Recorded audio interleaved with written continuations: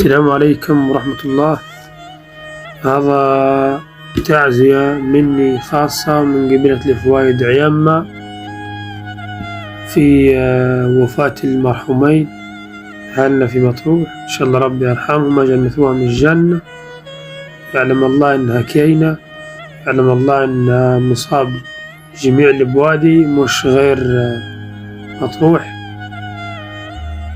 فنقول قادة القبيلة نعزي كل مطروح العزيلة باسمي واسم قادة القبيلة.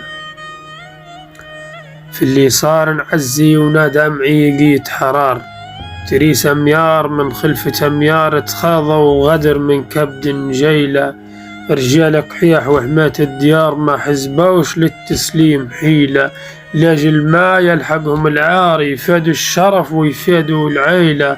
غير الوقت جاية بالأقهار ضحايا ناس في الدولة زطيلة ديروا حل، قبل تشب نار عليكم يا دولتنا الهميلة. غرب وشرق كلتنا حرار نهم كان ما درتوا وسيلة. في الفيوم والمنيا كبار عزاد الزهلي ونانشيلا قالوا لي عذب دم حار وقول لهم نحنا للثقيلة. قادة القبيلة نعزي كل مطروح العزيلة باسمي واسم قادة القبيلة. إن شاء الله ربي يرحمهم ويجعل مثواهم الجنة. إن شاء الله تكون آخر لازم.